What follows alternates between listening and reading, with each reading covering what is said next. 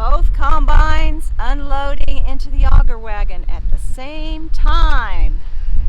And that wagon in turn will take it to the road where the semi is parked. And that semi holds a lot more, and it'll take it back to the farm to put it in the bins for storage. Isn't that cool? Cool indeed.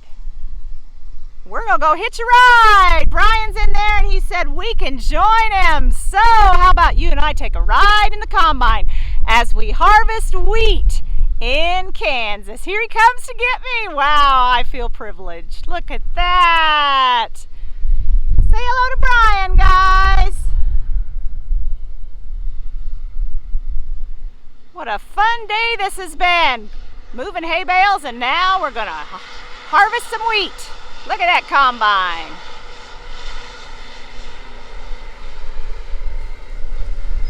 There he is up there.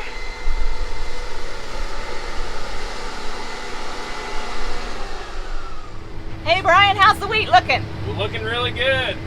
Sweet, sweet, isn't it beautiful? It is. This is my favorite time to look at the wheat.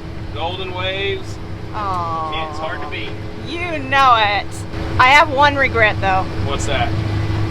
Wheat harvest is my favorite time, and because wheat is my favorite crop.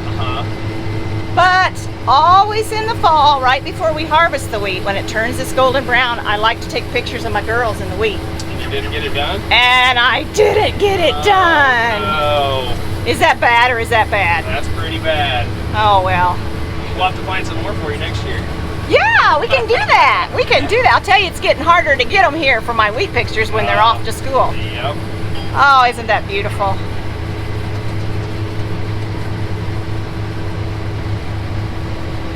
Tell us about wheat, Bryan.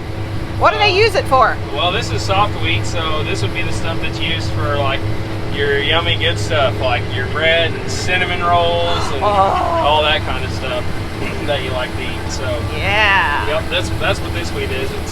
It's a winter wheat, and what does that mean? A winter wheat? That means we plant it in the fall, and it stays, in the ground. We just plant it in the fall. It all comes up, stays in the ground all winter, goes dormant, and then starts growing again in the spring. I think that's one reason why I love wheat so much, because when everything else is brown and dead looking in the winter, the wheat is green and growing out. Well, it's not growing, but it's sitting there green, and it's so pretty. Yes. That's right. Yep, it's one of my favorite crops too. Plus, you've already done the work in the fall, and you don't have to plant it in the spring when you're so busy planting beans and corn. Yeah, that's right. So there's still a lot to do to the wheat in the spring. Most of the, once we get it planted, it's just a lot of sprayer work. So. What are you spraying for when you're spraying wheat? We just try to keep it healthy, so it's mostly all preventative. Liquid fertilizer, so we'll run that through the sprayer and put a pass of liquid fertilizer on to make sure it has all the nitrogen it needs to grow and stay strong and do what it needs to do. And then the fungicides, we'll make a couple passes with fungicide application to keep it healthy. Just keep disease out of it, and things like they call one disease we get kind of around here, stripe rust, and they'll get that on the flag leaf, and that affects the end yields and what the wheat's capable of doing, and then protecting it from things like head scabs and which shrivel up the heads and put what they call vomitoxin in it, and they want to dock you a little bit for that. So just try to keep it healthy. So it's kind of a high maintenance crop, I guess, if you will, or if you want it to, as much as you want it to be, really. But I guess we just feel like it's we can normally at least get back what we put into it, by doing kind of a high intensity management. Lots of passes with the sprayer and such. Just keeping it happy and healthy. Happy and healthy, and that keeps us farmers happy and healthy too, doesn't it? That is right. Hey, this is about the only crop I think around here in Kansas that you can double crop, right? Yes, I think so. I don't know much about. I think that's right. I don't think they can double crop Milo, can they? We never used to. I know. Yeah, I don't know anything about that really. But yeah, as far as in our region, yes, this is the only thing that we would call double cropping. Which means what? Well, it doesn't mean you get 2 wheat crops. It means that we're going to get 2 crops off the same farm in the same year. So we'll come in here behind the combines, as long as there's good moisture and everything, and we'll just go ahead and plant the beans right here behind the wheat, and then we'll harvest them this fall. So you're going to plant beans right away within the next few days, you think? Or are you going to wait for a rain? Yeah, we'll probably, there's rain in the forecast, so we'll probably wait and just kind of see what's going to play out. There's some moisture there, but it's awful hard right now, and so we'll kind of just see. And the straw this year it's really good. You know, all that fungicide I was talking about, you know, it's kept the plants really healthy, and so the straw is really green. So it's what are you talking about, the straw? The stem of the plant. The stem is what we call straw, and is that what you bale after you cut? Edit this part out. That's a wet hole right there. So. Oh, you don't want them to know we have wet holes? That's right. That's what happens when you get too much rain, and the puddle just sits and sits when the wheat is younger. There might have been a couple fish in there a couple months ago. You think? Yeah, we had a lot of rain this spring. We could have gone fishing, why didn't we? We should have. Oh man. So, nope, the straw is just like the stem of the plant, so just like you would think. So you see, you know, people say they'll bale straw or whatever, and we're not doing that today, but you know, we can make a windrow with the straw and not chop it up and spread it like we're doing now, and then somebody can come in here and bale it. And then what would you do with straw ordinarily? Because cows don't, it's not really what you want to feed cows, right? It's not what you feed cows, but people do use it for like a carrier to carry distillers and stuff to feed cattle.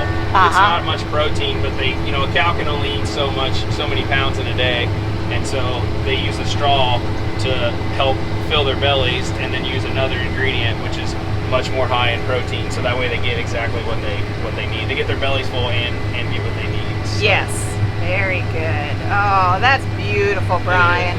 You know, I was really kind of fearful that all this rain we've had this spring would really cut down on the yield. Yeah, I wonder if it even didn't, just a little bit. You know, obviously the wheat's really good, but maybe it did. You know, maybe it would have been even better than this had it not. So we were talking about it. You know, in May there, we thought we were one rain away from it really hurting it. You know, and it just kind of seemed like it stopped just in the nick of time. So Mother Nature can be nice every once in a while. There's so many things out of our control, isn't there? Yeah, and weather is one of them. Weather is the biggest part, the biggest factor that's least controllable for sure. Exactly. Now what about the corn?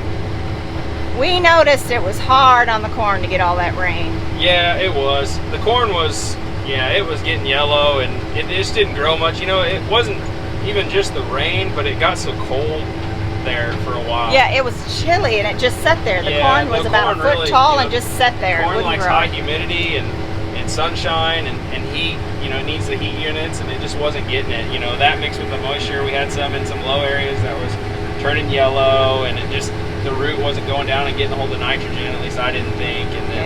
And then we had 1 week where it grew more in 1 week. It got up to 90 degrees every day. It grew more in 1 week than it did for a month before that. Exactly. We noticed it too. It's almost like you could see it growing daily. And then at that time we had a bad storm towards the end of that week, and the wind blew, you know, really, really hard, and then the corn was already what I would say stretched thin, so meaning it had grown so fast that the fibers in the stalk hadn't had a chance to really catch up yet, so it was really weak, and so we had some corn damage there. Just blew some over. But luckily, you know, for us, we're fortunate it wasn't, you know, a massive amount of acres, and that we didn't lose any whole fields or anything like that. So, but it'll see. You know, when we get there with the combine this fall, we'll see really what it did for sure. Yes, so.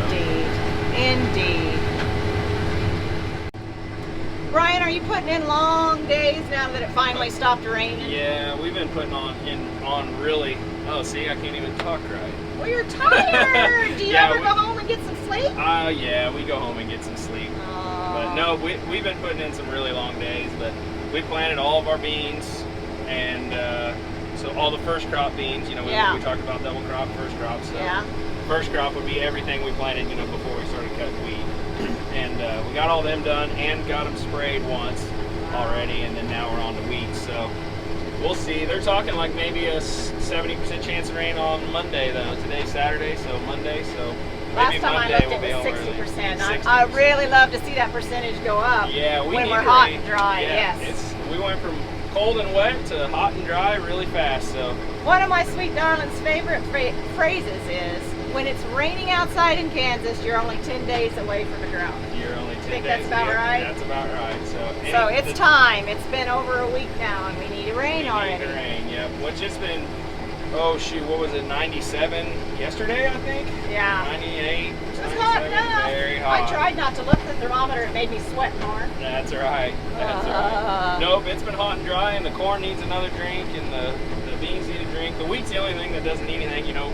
Yes. I guess if it doesn't rain, we'll say, okay, we can keep cutting wheat, which is a good thing. But we would take a ½ inch to an inch, overnight or something, and we could be back to cut wheat in a day or two. Oh, after that's that, awesome. So that'd be just fine. That's awesome. You guys are great farmers. We really appreciate you guys. No, it's a good deal. It's just been so far it's been a pretty good year. So it's been a tough year, a challenging year. Oh, every year's challenge. They all have their challenges, but yes, they do.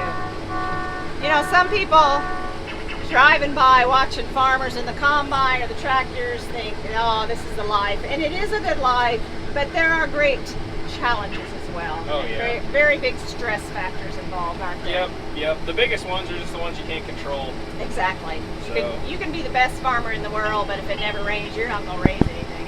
That's right. If it doesn't rain, or if it rains too much, or it stays too cold, or you get a late frost, or there's exactly. It's a pretty so good many risk, variables. Right. But it's been it's worth it. So it's fun. You definitely gotta just love doing it. Treat it like a hobby instead of a job, and you'll be all right. You bet. There's one of those spots the wind and the storm blew down, and can it pick it up pretty well? Yeah, it picks it up really good. This is called a Draper Head. A Draper Head? A Draper Head, yep. So there's just big belts, or drapers, if you will, that are on both sides of the head, and then one in the center, and that's what feeds it. A lot of guys there was a big auger in the back, and there's still a lot of those out there. But we just really like the Drapers. They feed everything real consistent.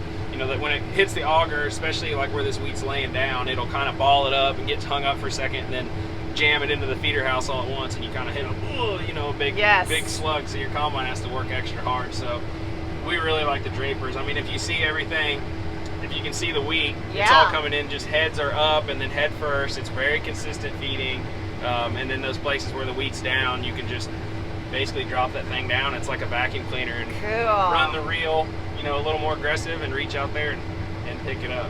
So now, have you ever had the Draper slug down enough where you had to stop and dig it out? Oh yeah, it happens. So normally it happens if you get something lodged in there, like a deer. We've never had a deer, really? Luckily, but I've heard of people having that. Definitely, and it happens a lot more in beans, because we're cutting on the ground. Oh yes. And so you'll flip up a stick or something, and it'll get caught in there, or you'll flip up a rock that you didn't see, and it'll just roll around the Draper. It doesn't get caught in the rock trap, and it'll just stall it out. So, but most of the time, it's not too big of a deal to even shut her off and back it up and get out and assess it. So normally, if something looks wrong, it is. So Yep, exactly. I'm not sure, but I think my husband's, Steve's dad, that's how he had his farm injury. It slugged down, and he was out trying to get it out, and he didn't turn it off. Oh, really? And it got his arm. Yikes. Safety first. That's right. Safety first. And injuries can happen so fast on the farm. So you have to always be alert and careful. And there's Mr. Jim over there. Yep. Finishing up his row. That's right. It's time to dump this. Well, you go see if you can get empty, and I'll just wait here until they get back. Okay. On to the next field now. Yay! Do you have to dump it first? Or does he follow you? Yep, we'll want to unload this first. The grain cart, nobody's in the grain cart right now. He just left with the truck. So. I see. Yep, we were getting a little bit behind. Very good. It's harder to keep up with it for him now that there's 2 combines, right? Yeah. That we're short one guy today, and the wheat's really good, and we're hauling this stuff to a local co-op that's a little farther. So. Wait a minute. This is Saturday. Isn't it Saturday? This is Saturday, yep. What are you doing working on Saturday, Mr. Bryan? Oh, yeah. Just, we really don't get to choose. If it's time to get the crop out, you better get it out. So. You work when it's ready, not when you want to work. That's right. So, or you may not get it at all. That's right. Exactly. You never know when the next windstorm's coming, or exactly when the next hailstorm might be coming. So you better better go get it while the getting's good, as they say. Well, goodness sakes, this is the moment you've been waiting for all years, the harvest, right? Yep, that's right. You've got to get it when you can. One of 3 harvests. This is the first harvest of the year. One of 3 harvests. Yep, one of 3 harvests. So you got wheat in June, which we're doing now. Right. What's next? Corn. Corn will be next. Corn will be early fall. Hey, wait. Is this true? Corn should be head high by the 4th of July? Well, it's overhead high now. Yeah. And tasseling. So. Oh, I've not seen any tassel. Yeah, we've got some shorter season corn close to the shop, and it's starting to tassel out now too. So. Well, I did stand next to the corn at our house, and it was head high. Is it head high? Good. We're that right where sure we need to looking be, even though it got a bad start. You must be going out there swinging, singing sweet songs of that corn, because it's Did you looking know I awful have good. a beautiful singing voice? I believe it. The corn thinks so. Because it sure looks really good there, right next to your house. Oh, grand. It's fun to watch it grow. It's almost like you can see it grow every day. Yep, my grandpa used to say if you go outside on a hot summer day and you close your eyes, you can hear it. I've heard Steve Spoke say that too. Yep. And there's that wagon, auger wagon, and the tractor that we're going to dump into. Yep. Normally we would have somebody running it, and we have had today, but we're getting a little backed up with trucks, and we're going farther from the field than normal, and so it's taking a little while. So, but we just finished this field up, and we're going to go to the next one as soon as I get empty. I believe you're going to Hickory Creek Farms next. We're going to Hickory Creek Farms. All right. We're not too far from We're at the neighbors right now, but we're headed home here in a jiff. Yep. We're going to see. We're not very far. Let's see. We're only a mile, so we're going to see if we can just leave the header on the combine and get down the road. So that's something too that we would never do, on a busy road or a blacktop road. I mean, because this header's 35 feet wide, so it's okay if you only got to go a mile and there's no traffic. So. Yes. Now the header is where the grain is coming into, and it's cutting off the head, that's what's right? cutting. Yep, harvesting or cutting the grain. Yeah. There you go. That's our golden oil right there, right? That's right. Oh, isn't that beautiful? It is. So pretty. So thankful for that. It's not a given, it's a blessing. There's a bunch of it in there. How many kernels do you think are in there? How many kernels? 53. I don't think I can count that high. I don't think I can count that high either. I don't think I can count how many's in a bucket, let alone a whole load full. How many bushels do you think that grain cart would hold? How many bushels would it hold? How about 5,000? Not quite. How much? 1,300. So 1,300. Wow. Yep. And you know what a bushel of wheat weighs, don't you? No, I was going to ask that next. 60 pounds is what they say. A bushel of wheat weighs 60 pounds, so 60 times 1,500 would be what? 1,300. Oh, 1,300? 60 times 1,300. I'd have to get my calculator. Are you that good at math? I'm not. I'm not, guys. You get your calculator and figure that out. While we head to the next farm. 60 times 1,300. Woohoo! Okay, Mr. Bryan, here we are. We're only going a mile down the road to our farm. That's right. Now, I know sometimes when we're going down the road, we get stuck behind a combine. That's right. And oh my goodness, they have to drive so slow. How should you handle that? Stay behind them. Most of the time, we don't want you guys to be stuck behind us, just as bad as you don't want to be stuck behind us. And we are looking for a place to get off on the side of the road. And these machines look big and look like they could drive through anywhere. But unfortunately, you have to be very careful with ditches and stuff like that. And there's just not always a good place to do that. So if you could just bear with them just a little bit and give them time to get out of the way. And if they don't see you right away, most likely they're going to see you pretty quick. So we have cameras on the back of our combine, so we can kind of see who's coming up the road behind us. So we kind of just need to exercise a little grace and patience. A little patience goes a long ways. And Doing the best they can. I'm guilty as ever too. So yes, I run out of patience as fast as anybody, but it's sure better to get there safe than not get there at all. That's right. Exactly. So, and what we're doing here, driving down the road with the header on, is not something we would we would do, you know, on a busy road or anything Right. like that. This is just, we're just moving a mile, so versus taking the heads off, we're just gonna Yes. come on, because we're 35 feet wide here, so Woo, there's baby. not many places for a car to go if we were gonna meet somebody. Yeah. Meet somebody right now. That's the joy of living in the middle of nowhere. That's right. You're not typically going to meet a car Not typically. out here anyway. Yep. For, And we know our for roads- no further than we're driving. We know our road's pretty good too, so that helps because you Yes. kind of know what traffic to expect. So. Right. There we are, just pulling into the field, and as you can see, that's what was affected by our storm. The wind blew that wheat right on over. We'll see if we can catch it. Now, Bryan was just telling me on the other side of that downed wheat, you can see a brown stretch of wheat that goes all the way through the field. Tell us what that brown stretch is again. So that little brown strip out there, and I hope you guys can see it on camera, that's just a place where we're checking, basically checking to see all the fungicides that I was talking about to make sure that it's still working. So that would just be one swath with the sprayer that didn't get sprayed with that that last application of fungicide. So And fungicide is for diseases, right? Yep, that's to prevent for disease. Yeah, diseases. prevent.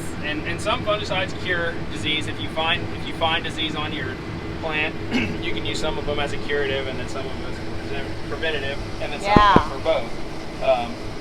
But yeah, that strip right there, that color difference is just where it didn't get sprayed. So we're gonna find out, you know, if it's all that fungicide we're doing is making a difference and keeping the plant healthy. So we'll do a side-by-side comparison and weigh the passes side by side, and we'll know if there's any yield increase or decrease, or vice versa, or any difference in the quality of the seed that we're getting. Yeah.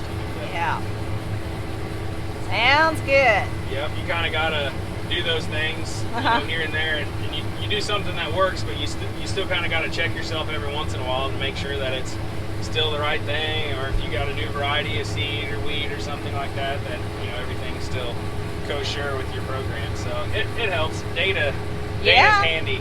After all, you're not just doing this for the fun of it. It's a business, isn't it, Bryan? Yeah, it's a business. It's a business, and you're in it to make a profit, That's feed right. your family, and to pay your bills. So That's right. it's important to keep track of everything. What you got? It's pretty good. Oh, yeah.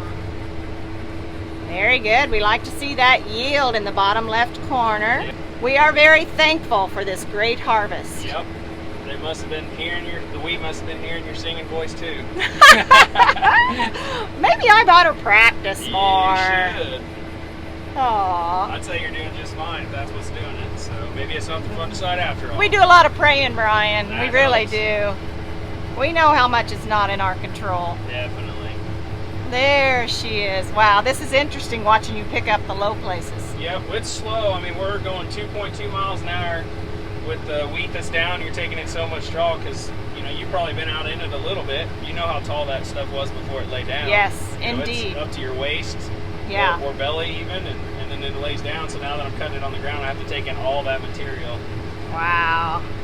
through. So, and I don't know if some of the people that have watched your videos before maybe have been in the combine with us before, but hopefully they can remember the why they call it a combine and then the procedures that it goes through. So we're cutting the grain off, putting it in, separating the grain from the plant, and then taking the clean grain, putting it up in the top of the bins, and then chopping up the rest of the straw and throwing it out the back. And that's what's using so much power, horsepower, as we say right now, is because we're taking in so much material that combine's working extra hard to handle all that extra material and get it chopped out the back. So Hey, let me ask you a question, Bryan. yes. I've heard of combines catching on fire Mhm. while they're going. What's that all about?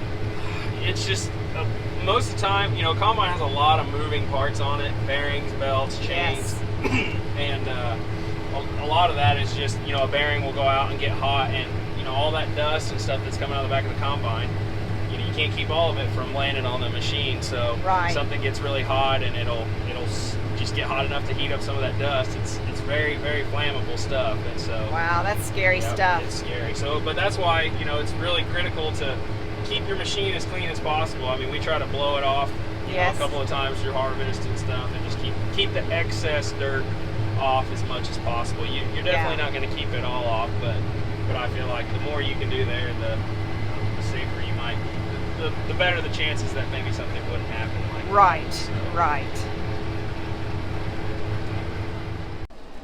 Well, Bryan, I think I've bothered you long enough, don't you think?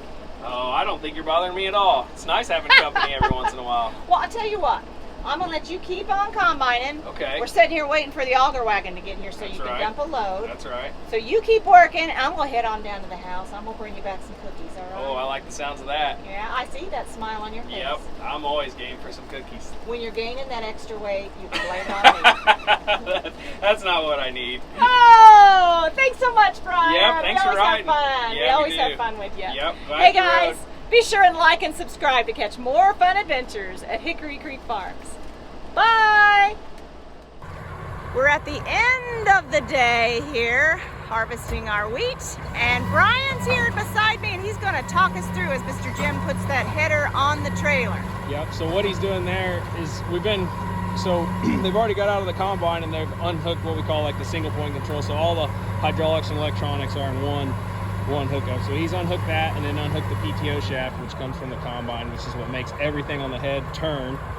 And so that's what he's doing now. But when he was shaking it there, he was locking it up because we've got some downed wheat like we saw earlier. Yeah. And we're cutting it really low to the ground so we can unlock that header and put it in flex mode. And so that way it's flexing more over the ground. So he's just locking it up, and then we'll walk, if you want to walk up close Okay. with me, we'll look. So he's just taking the header just cradles right on that feeder house. Yeah. And so like we talked about, you know, we drove a mile down the road here. Right. It was okay for us to leave that 35-foot header on, but we got to go 5 miles to get home. Yeah. And we don't want to do that, so it's a lot safer for us to go long distances this way. And then we'll actually turn these combines around and just hook them right to these trailers, and we'll just pull them with us when we Oh, really? You pull them with the combine? Yep, pull them with the combine. Oh, I didn't know that. How cool is that? Yep, so this makes it real easy for us to transport and So do it they're safely. quick attach for sure. Yep, quick attach, so it just takes a second. So. Sweet. And there he goes, Jim's got her. Now Look he's at that, it's off. All right. Wasn't that fun? Oh, there comes the light. So, Sweet. the end of first day of wheat harvest. So. Would you call it a success, Bryan? Oh, definitely. Nothing broke down, and we got all the wheat out, so I'd say we're in good That's shape. great. Hey, thanks so much, Yep, Bryan. no problem. Good night. Go home and get some rest. All right, I'll do that. Okay, Thanks. bye-bye.